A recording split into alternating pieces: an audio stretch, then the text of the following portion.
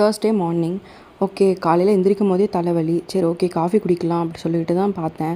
அதுக்கப்புறம் சரி okay filter coffee குடிக்கலாமே அப்படின்னு சொல்லி இப்போ ஃபில்டர் காஃபி டிகாஷன் ரெடி பண்ணி வச்சுட்டு அதுக்கப்புறம் பால் சூடு பண்ணி ஃபில்டர் காஃபி ரெடி பண்ணேன்.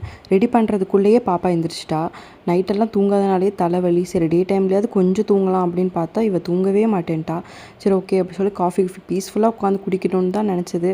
பட் பீஸ்ஃபுல்லாக எங்கே போய் உட்காந்து குடிக்க அப்படிங்கிற மாதிரி அவசரமாக குடிச்சிட்டு அதுக்கப்புறம் பாப்பா வேறு எந்திரிச்சிட்டா. வேகமாக போயிட்டு கிட்டத்தட்ட ஒரு 1.5 மணி நேரம் தொட்டில் ஆட்டிகிட்டே இருந்தேன். ஆனாலும் அவள் தூங்கவே இல்லை. தொட்டில் ஆட்டுறதை விட்டால் உடனே எந்திரிச்சிட்டா. சரி ஓகே இதுக்கு மேலே ஒன்றும் பண்ண முடியாதுன்னு சொல்லிட்டு ஒரு 2.5 மணி நேரம் ஆட்டுற மாதிரி ஆயிடுச்சு. ஆட்டி முடிச்சுட்டு அதுக்கப்புறம் பிரேக்ஃபாஸ்ட் சாப்பிட போகலான்னு சொல்லிட்டு சாப்பிட போனால் பிரேக்ஃபாஸ்ட் வந்துட்டு டிஃபன் இருந்துச்சு, அப்புறம் ரைஸும் இருந்துச்சு. ஓகே ரைஸே சாப்பிட்டுக்கலாம்னு சொல்லிட்டு ரைஸும் கருவாடு கிரேவியும் சாப்பிட்டேன்.